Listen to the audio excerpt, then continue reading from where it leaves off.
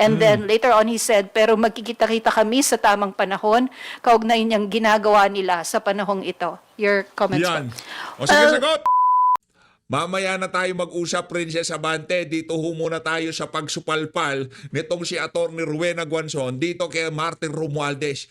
Ibang level ho talaga ang kakapalan ng mukha nitong mama na to. Base ho kasi dito sa pinaka-latest na post ng politiko. Hoy, kayo dyan sa politiko, napaghahalata kayo ha. Magkano ho kaya ang bayad dito sa post na to? Ito ho mga kababayan, yung pagpili pa lang ng mga salita, halatang aso na ho sila ni Tambaluslos. Ito ho, House Speaker Martin Romualdez, the powerful late congressman and cousin of President Ferdinand Marcos Jr. is widely believed to be positioning himself for a 2028 presidential run. Yan, palakpakan natin ang politiko. Di ba? Powerful late congressman, palakpakan. Paano naging powerful yung unggoy na yan? Hindi nga mananalo yan kung hindi niya ipapadisqualify yung kalaban niya. Alam niyo ho ba mga kababayan, pag kung nagkataon, hindi ho niya pinadisqualify yung kalaban niya, mangyayari ho sa kanya yung sinapit nitong si Gwen Garcia. Kung yung pagkatalo ni Gwen Garcia, ganun ho dapat ang makikita natin dyan sa First District ng Leyte. Matatalo ho yan, yang si Martin Romualdez, dahil wala hong nagmamahal sa mga Romualdez na yan sa Leyte. Paano naging powerful? Sige nga, politiko, paliwanag niyo sa PH update. Paano naging powerful? Dahil na-impeach niya si BP Sara? Dahil namamaniobra niya yung mga gusto niyang mangyari dyan sa House of Representatives? Pagdating sa ayuda, pagdating sa mga budget? Ganun ba yung powerful sa inyo? Talagang powerful nga naman pagkaganyan, di ba? Ibang klase ho talaga tong politiko na to. Eto mga kababayan, kung ang dahilan nitong si Romualdez sa pagkakapaniwala niya na pinuposisyon niya ang sarili niya bilang isang makukonsiderang kandidato sa 2028, kung ang naging basihan niya diyan sa niya na yan, diyan sa kabangagan niya na yan, yung pagpapa-impeach kay VP Sara at pamimigay niya ng ayuda, malaki ho talaga ang diferensya itong mama na to. Yun ang ating sigurado. Eto. But if history is any indication, he faced more than just political rivals. He is also battling a legacy of failure tied to the very office he now holds. Wala ho kasing nagiging presidenteng nagiging presidenteng Speaker of the House. Wala hong ganon. Si Manny Villar, di ba? Hindi naging presidente yan. Yan sinasabi ho natin. Meron hong sumpa yung pwesto na yan. Kasi pagka ikaw napunta dyan, lahat ng pagpapakaaso, pag-eepal, pagwawalang hiya, ginagawa ho nila. Kaya hindi pa nag-uumpisa ang kampanya, nasisira na ho sila. Meron hong sumpa yan. Yung pagiging Speaker of the House, wala pa hong naging presidenteng Speaker of the House sa kasaysayan ng Pilipinas. At yung sumpa na yon, hindi pa natin nakikitang masisira o mababasag anumang oras mula ngayon. Kasi ngayon pa lang mga kababayan, sukang-suka na ang sambayan ng Pilipino sa pagmumukha nitong tambaluslos na to. Kaya wag ho kayong mabahala. Ang post na yan ng politiko, malamang sa sabi niya dito, the powerful late congressman. Ibang klase, di ba? Palakpakan ho natin ang politiko. Ano ho ang sagot ditong si Atty. Rowena Guanzon? Ito na ho mga kababayan. Itataya ko lahat kasama pamato. Hindi mananalo yan. Sige, pati ako. Tataya ko lahat, pati pamato. Makikibakas ako dito kay Atty. Rowena Guanzon. Hindi mananalo yang walang yan. Hindi mananalo yan. Suntok sa buwan ho yan. Malabo pa sa sabaw ng pusit. Ika nga. Yang paniniwala niya na pinuposisyon niya ang sarili niya para sa 2028 presidential run. Kabangagan lang ho yan. Baka nasobrahan lang sa pulburo na lumilipad ang utak niya. Akala niya pati mga congressman na kasama niya dyan, sukang-suka sa mga kabalbalan niya. Mga kababayan, kung alam nyo lang sukang-suka ang mga congressman, kumbaga iniisip na lang nila. Wala kasing wala kasing ika nga dahilan itong mga congressman na to. Kung sukang-suka na kayo, mag-aklas kayo, tanggalin nyo siya, ilagay nyo si Congressman Pulong Duterte. O, di ba? Kung sino man ang makalaban itong unggoy na to, kahit sino pa yan. Ito, tatandaan ninyo mga kababayan, kahit sino pa makalaban nito, kung sino man yan, wala tayong pakalam, basta mawala lang sa pwesto, walang Martin Romualdez na yan, sa pagpasok ng 20th Congress, kahit sino pa yan, suportado natin yan. Ha? Yun ang ating sigurado dito sa PH Update. Ma'am? Eto, dumako na ho tayo sa naging press ko nitong si Princess Abante. Hoy, Martin Romualdez, huli mo na to, ha? Huwag mo nang uulitin to. Nakantokwa, napakawalang yamo. Mahiya ka naman sa mga pinagsasabi mo. Di ba? Magkaroon ka naman ng konting nervyos sa katawan, anak ng tokwa. Wala kang kalaban, tapos lalaban ka pa ng presidente? Anak ng to. Kung nanalo ka dyan sa Leyte ng landslide, kagaya nitong si dating Pangulong Rodrigo Duterte, napakatinding indication noon na ika nga medyo lovable ka. Yung pagka pumorma ka sa 2028, kahit papaano, meron kang mabubola. Pero mahigit 100,000 katao lang ang bumoto sa'yo. Yung iba napilitan pa dahil anak ng tokwa, whether we like it or not, boboto tayo, hindi tayo boboto, mananalo tong unggoy na to. Sige na nga, Romualdez na, di ba? Yun lang ho yun mga kababayan. Sa maniwala kahit siya hindi, maraming galit dyan sa unggoy na yan. Eto, rekta ho tayo dito kay Aling Princess, no? Nag-ano pa siya, nagsama pa siya ng, backup, ganon. Walang backup dito sa PH Update. Pagka unggoy ka. Heto, nagtao tayo dito, game. From GMA7. Good afternoon po. For Attorney Abante. Ma'am, can you confirm information that the House will submit to the Senate today the resolution certifying that the articles of impeachment complied with the constitutional provision on the one-year ban?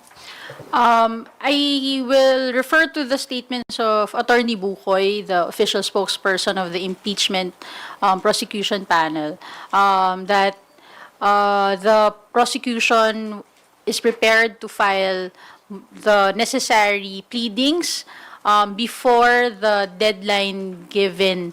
So, for the details, we have to check with Attorney Bukoy. But this is for the certification.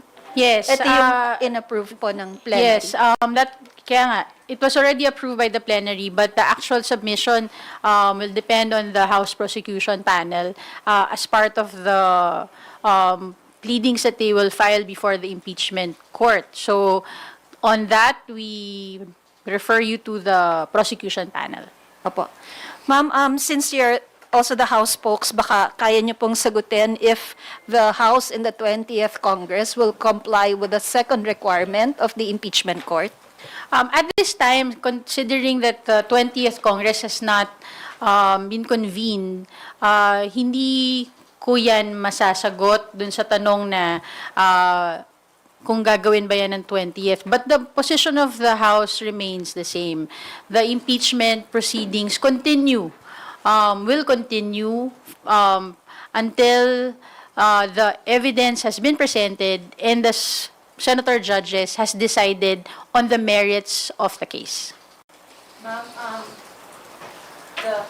Ma'am, the presiding officer of the impeachment court was also asked in a press conference earlier today kung pwede po bang walang compliance ang House sa second requirement pero magsasubmit sila ng appearance ng PROSEC. Ang sagot po ni SP Cheese, lahat yon posible, ayokong pangunahan, sa tigas ng ulo nila, ayaw ngang tumanggap ng pleading, di na ako magugulat kung gawin man nila yon. Biruin mo, pagtanggap lang ng order, pagtanggap lang ng pleading, pagtanggap lang ng answer, pagtanggap lang ng appearance, pati yon papahirapan. So di na ako Nako. magugulat. And then later on he said, pero magkikita-kita kami sa tamang panahon, kaugnay niyang ginagawa nila sa panahong ito. Your comments Yan. po. O sige, sagot! Sagot ka, madam! Ngayon mo ilabas yung kaangasan nyo. Hindi naman kami nagpapahirap.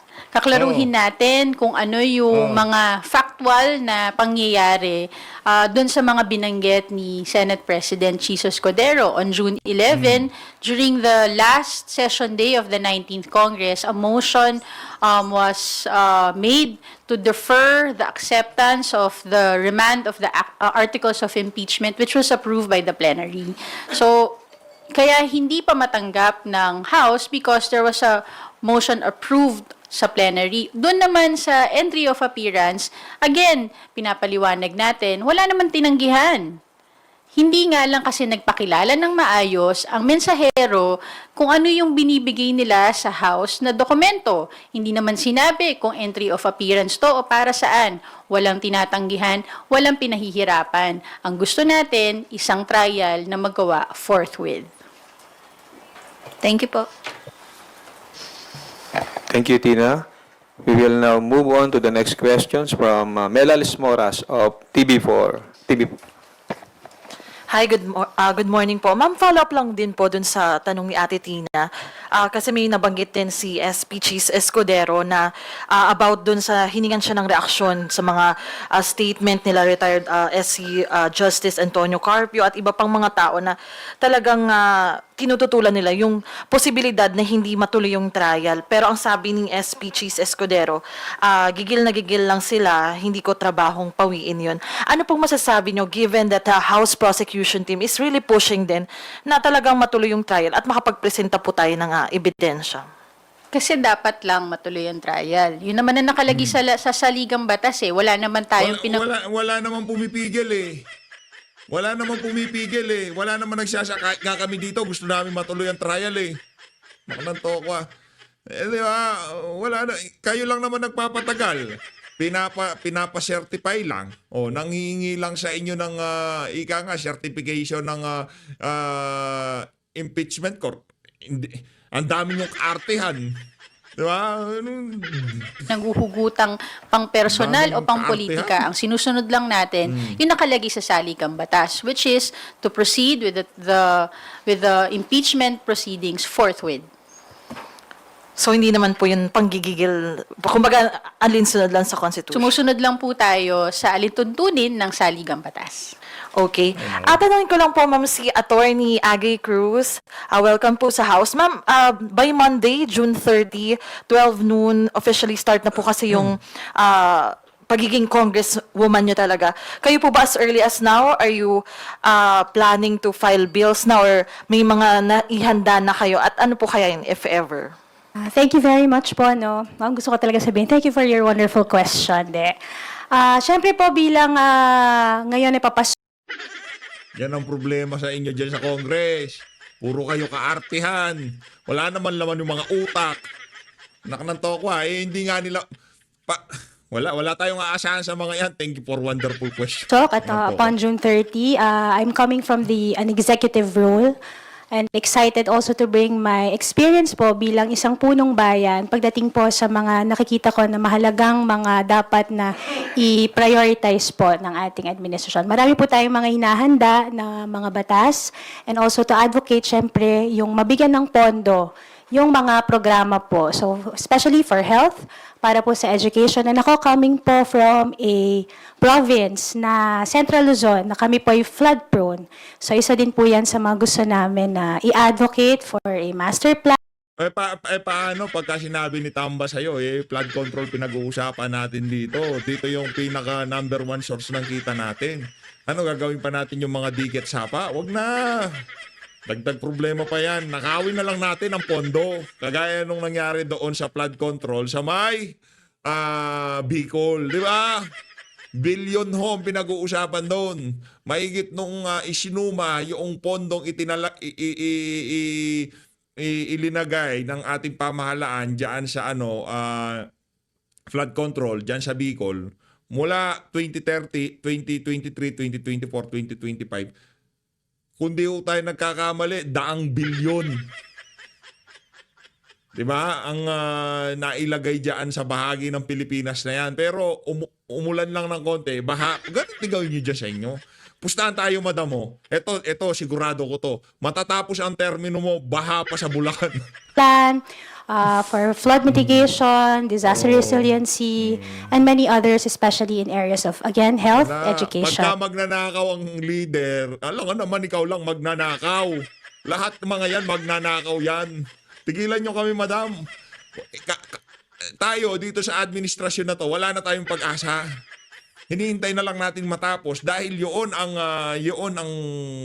batas. Kailangan nating hintayin matapos, makapaglagay tayo ng nasa tamang katinoan, hindi yung mga bangag, di ba? Pero kami, madam, kahit taga Bulacan ako, kahit binoto kita, sabihin ko, hindi na ako aasa na anak ng toka, kikita lang dyan yung mga kamag-anak nyong meron construction company o yung pamilya nyo meron o kung sino pa man. Ganon ang nangyayari ho sa House of Representative. O kung kakapasok mo lang, ini-heads up na kita sa kalakaran dyan ha. Nakawan ho dyan. Kung hindi nakawan, sige, nasaan ang flood control? Kung hindi nakawan, nasaan yung liquidation? Saan napupunta yung mga yung mga winawaldas na pera ng mga congressman dyan? Sige nga.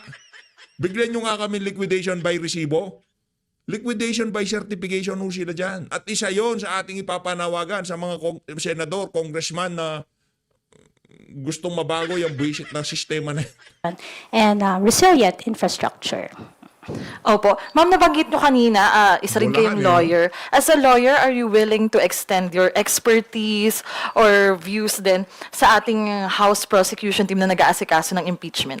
Well, I Sige, wouldn't pero exactly say that I am an expert. So for now, as an incoming po na district representative, I am just, Pero yun eh. I appreciate na nakikita po natin na gumagana po ang ating mga democratic institutions. Bawat panig po ay napapakinggan. I think yun po yung pinakamahalaga. No? As we move forward, ako din, just like you, no, I'm also waiting for more information. Ayokong pinakikinggan yung mga pa-virgin na ganyan. Alis tayo dyan kay madam. Walang walang dating yung mga pa-virgin na ganyan. Towards Retaw the tayo. NFA revamp bill, no, kailangan talaga natin ng legislative measure para maging sustainable ang polisiya na walang pamilyang Pilipino na magugutom. Sabi nga, rice is life. So, Rice is habang life. binabalanse natin yung kailangan na pangalagaan at protektahan ng ating mga magsasaka, kailangan din natin ng pagbalanse nito na masiguro na yung kakailanganin na mga idadagdag na mga tulong sa ating mga magsasaka ay hindi naman magiging pabigat din sa mga consumers na kailangan na tumanggap nung mga magiging dagdag. So, we are looking forward na mapag-usapan to sa Kongreso, sa Kamara, at ma-prioritize. Again, also, I echo the sentiment of Attorney Abante on behalf of the Speaker. Naniniwala po tayo talaga namang totoong rice is life. So, ramdam na ramdam po na Tumigil ka, madam. Kung paparot mo lang yung mga sasabihan ni Princess Abante, manahimik ka na. Sususug ka pa eh. Puporward ko na lang. Ang dami mo sinasabi. Benny Paano Abante lang bibigyang tayo. prioridad ng Kamara yung mga hakbang para sa kalusugan? Napakagandang balita yung pagbibigay ng dagdag na mga benepisyo under the PhilHealth para sa ating mga kababayan. Yung dating 90 sessions lang para sa dialysis, naging 156 na. Halos triple pa ang binabayad kada session. So, kailangan talaga natin natutukan na masiguro na may magiging magandang health services para sa mga Pilipino. At handa naman din ang Kamara sa pangunguna ni Speaker Martin Romualdez na siguraduhin na etong mga goals ng administrasyon ay matutugunan para naman din sa mga Pilipino. again, also, syempre, definitely napakahalaga po ng magiging role ng PhilHealth para talagang Yan ka na naman. Nanto ka, ano ka na lang, magpaka-kups ka muna. Di ka pwede, madam. Di ka pa pwede. Pagka medyo inog ka na, Maraming maraming tier yan eh. Kumbaga, nandun ka pa lang kumbaga sa novice ka pa lang. Kailangan mo pang training ka pa lang eh. Punta ka pa muna, pasok ka muna sa mga hearing, mag-eps ka muna doon, mag-kups-kups ka muna doon. Then, pagka medyo may napatunayan ka na, nakita na ni Tamba na talagang may bigat at dating ka, bibigyan ka niya ng magandang komite o vice chairmanship o kung ano man yan. Pero as of now, quiet ka muna, madam. Others, Quiet muna. following dun sa pinangunaan mismo ni Pangulong Ferdinand R. Marcos Jr., yung pagsira dun sa halos 8.9 billion, recently yung pagsira sa 8.9 billion pesos worth of shabu. And sabi nga ni Speaker, he reaffirmed the full and unwavering support of the House dito nga sa intensified campaign against illegal drugs. Isingit ko na lang, ma'am, bukod sa ano pong masasabi nyo rito, Hindi. Pag-usapan natin yung na yan, illegal drugs na yan. Ano yan eh? Siguro yan, ang tawag nila dyan inanalyze nila ang sitwasyon. Inanalyze ho nila. Dyan ho natin makikita na nagre-group sila. Nagre-group. Ganito na pag-usapan nila sa cabinet meeting. Okay, bakit mahal na mahal pa rin na sambahin ng Pilipino si Digong? Ano bang ginawa niya nung kanyang administrasyon? Nagsagutan yung mga unggoy niyang gabinete. Sabi ko saan ba siya pinakabumenta? War on drugs, sir. O sige, bukas ilabas niyo yung mga droga tapos kunyari hulihin natin. Kaya wala nang gano'n. Yung tipong ang dating parang gano'n eh. Kumbaga nagre-group sila. Okay, ayusin na muna natin. Usap-usap tayo. Ano bang magsusona na. Wala akong accomplishment. Walang bagong infrastructure. Walang kwenta yung pagiging presidente ko sa nakalipas na 1 taon na naman. Naging tanga na naman ako, di ba? Anong magandang gawin? Sir, magkano tayo? Mag-stage tayo ng gawa-gawang drug hall. Etong unggoy na presidente, naniwala. Sige. Ngayon, nagmukha na naman silang tanga. Anak ng tokwa.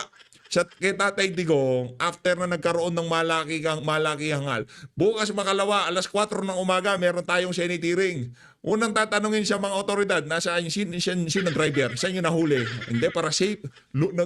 Palutang-lutang sa dagat. Anak ng tokwa. Mga kababayan, wag ko kayong magpabola. Napakalaking kabalbalan na nangyayari sa ating bansa. Mga mangingisda, natagpuan ng droga. Anak ng tokwa. Di ba?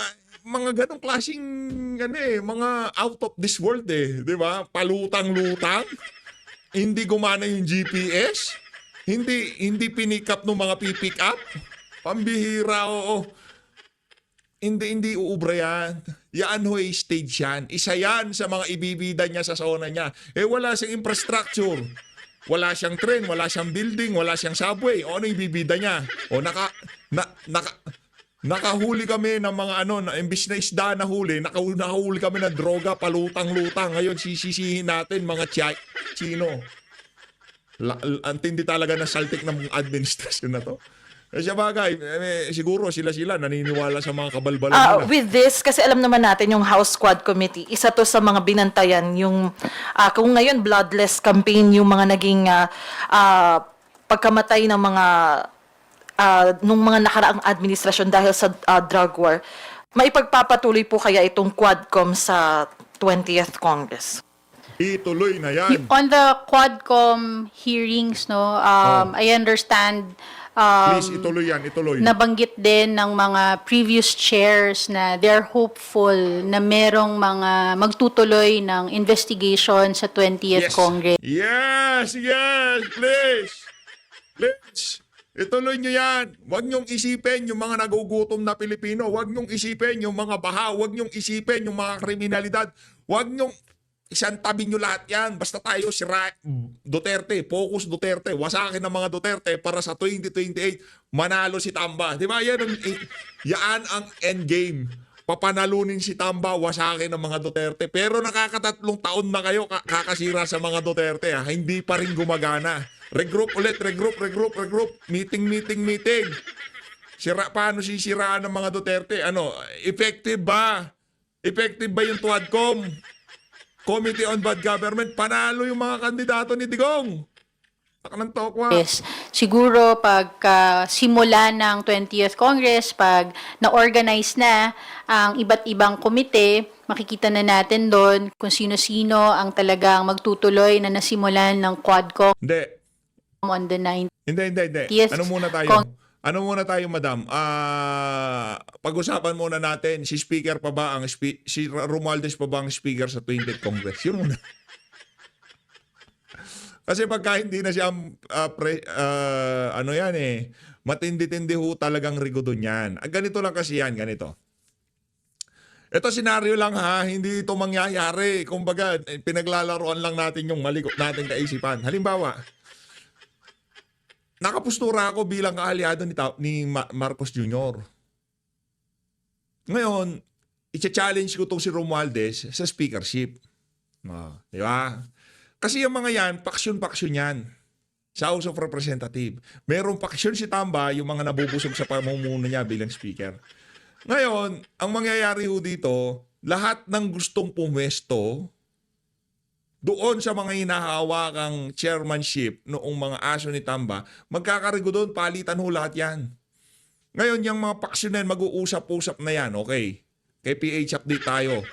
Pag-meeting tayo sa kanya. Suportahan ka namin itong block namin na to. Kunyari, Central Luzon block, mga lahat ng congressman nakausap ko na.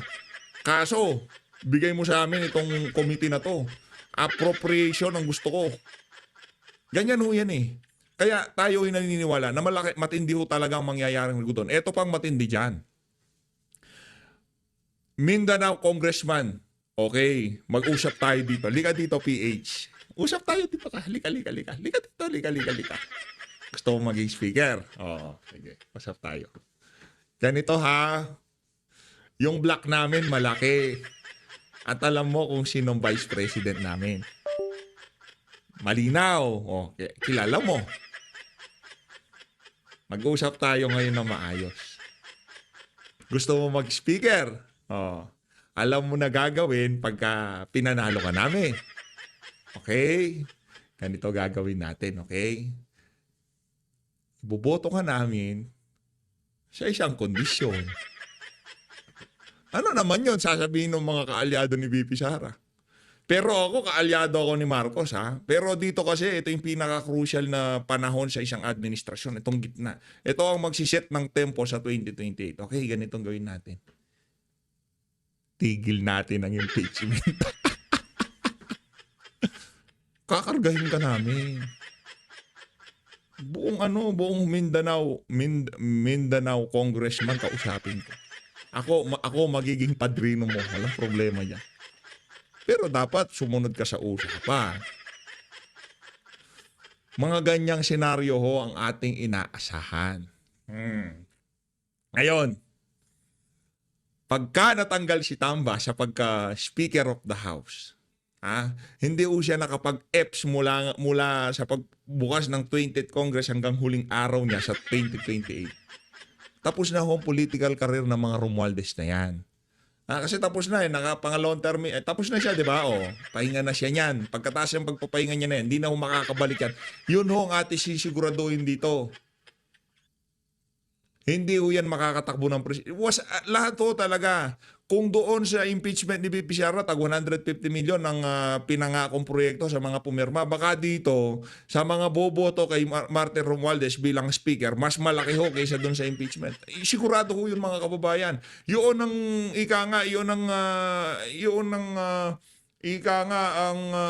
magsisilbing daan para maabot ang pangarap niya maging presidente sa 2028. Sabihin natin, para masubukan niya na tumakbo ng pagka-presidente diyan sa ambisyon niya na maging presidente sa 2020. Yung pananatili bilang Speaker of the House sa ngayong 20th Congress. Tuloy natin Congress to the 20th. Napakarami pa natin kailangang pag-usapan, talakayin, imbestigahan para masiguro na matugunan yung kampanya laban sa illegal na droga. Maganda nga yung napakaganda nung nangyayari ngayon sa bagong administrasyon kung saan hindi prioridad yung mga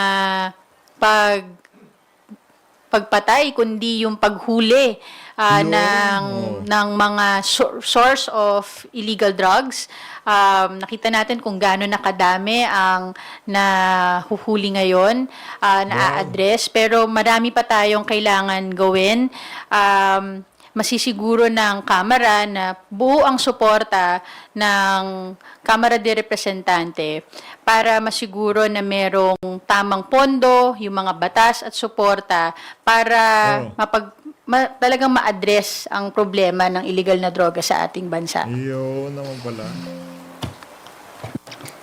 Sa akin naman po, no, we have yet to organize into committees. Ay. Tigil. Ate, tigil ka muna. Tigil. Need to submit the adopted resolution certifying na yung articles of impeachment ay constitutional because it is already considered as judicial notice. Ano pong nangyari? Bakit po nagkaroon ng pagbabago sa desisyon ng PROSEC? Again, pag pinag-usapan yung legal strategies ng panel of prosecutors natin, mas mainam na sila ang sumagot dyan, sila Attorney Bukoy, mas sila ang makakapag-discuss ng kanilang strategies, no? But the House maintains that it has done its role under the Constitution doon sa impeachment process. We had more than 200 members of the House that that endorsed the articles of impeachment at na-transmit na ito sa Senado na gampanan na ng House ang kanyang tungkulin at patuloy na yun ang aming magiging posisyon na constitutional yung naging pag-transmit ng Kongreso sa Senado, ng Kamara sa Senado ng articles of impeachment. Doon sa mga legal strategies, best to check with the panel of prosecutors. Pero is it rightful to say na gusto niyo pong mag-comply dun sa orders ng Senate Impeachment Court para hindi kayo yung maging reason ng delay? Binanggit naman na yan nila Attorney Bukoy that the prosecutors will comply with the necessary pleadings, no? On what kind of pleadings would this be? Sila po ang mas nakakaalam niyan. I wouldn't want to preempt any moves by the panel of prosecutors. Doon naman po ako, naman po ako sa answer ad cotelam ni VP Sara. Kasi kabilang Yan. po sa ginamit na argument ni VP Sara sa motion niya, kaya Yan. dapat i-dismiss ang impeachment complaint, ay dahil po Yan. ibinalik yung articles of impeachment ng Senado. Blamable po ba yung Senate dahil nakagamit pa po, ginawa pa pong bala ni VP Sara yung move na yon ng Senado? Whether blamable ang Senate or not, yan ang pananaw ni VP Sara. Ang importante ngayon, matuloy ang trial, mapresenta ang ebidensya, may pagkakataon ang nasasakdal na i-present din ang kanyang depensa. Pagkatapos nun, magkaroon ng desisyon based on evidence and merits. Yun lang naman po ang ating hinihiling sa prosesong ito. Last on my part na lang po. Kasi yung ginamit nga pong description ni SP ng presiding officer ng impeachment court ay gigil na gigil, matigas ang ulo, yan po yung description sa inyo sa usapin po ng impeachment proceedings. Pero yung defense team po ni VP Sara, nagamit na bala yung ilang desisyon ng Senado. Sa tingin niyo po ba nakahanap ng kakampi si VP Sara sa Senado? Yan ang sinasabi ko. Yan ang sinasabi ko sa mga reporter na yan. Di ba? Di ba? Narinig nyo yung sinabi ko. Pag nagkamali ng isang salita si Chis Escudero, babalik ta rin na nila. Ang ano kasi strategy ngayon ng mga media, ipapakita nila na masyado silang bias kay VP Sara. Sa gayong paraan, kung ano man ang mga naging desisyon nila, ang dating para silang sisisihin na sambay na, ano ka, bias ka masyado kayong pro Sara ganun talaga, huwag kayong iyak. O ba't kayo, mga media, masyado kayong pro BBM, di ba? Di naman kami nagagalit, okay Wouldn't lang. want to Kanya kayo, oo. to make any speculations, no.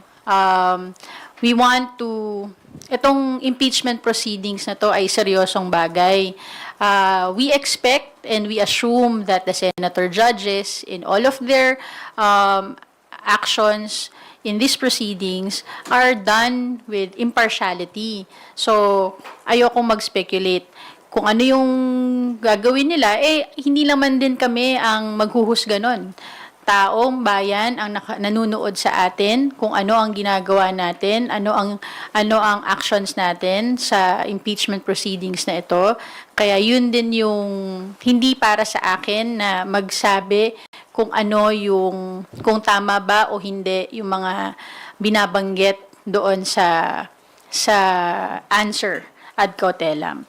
Ang House, maliban nagampanan na ang trabaho, ang kanyang tungkulin sa impeachment proceeding, hindi naman din doon natatapos ang trabaho ng House of Representatives. Ngayon, sa pag-abang natin sa simula ng 20th Congress, nakafocus na din ang House of Representatives doon sa mga dapat nating iba pang trabaho para magbigay ng mas mataas na antas ng pamumuhay sa mga Pilipino, sa pagsuporta sa mga programa at polisiya ng bagong Pilipinas sa pamumuno ni Presidente Marcos, na may mga batas na pwede kaming maipasa para naman ma-achieve natin yung hinahanap natin na mga pangsolusyon sa problema ng mga bawat Pilipino.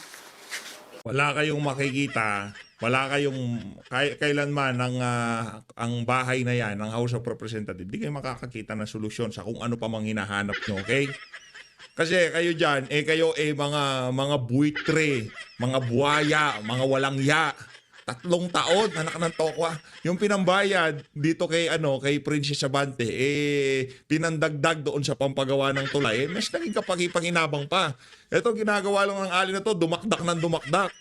Pagtanggol si Tamba. As always, maraming salamat po sa pag-support sa PH Update. Mag-ingat po kayong lahat. Mahalin natin ang Pilipinas. Huwag ko kayo magpabola. Ano yan? Ang bobola yan. Naku.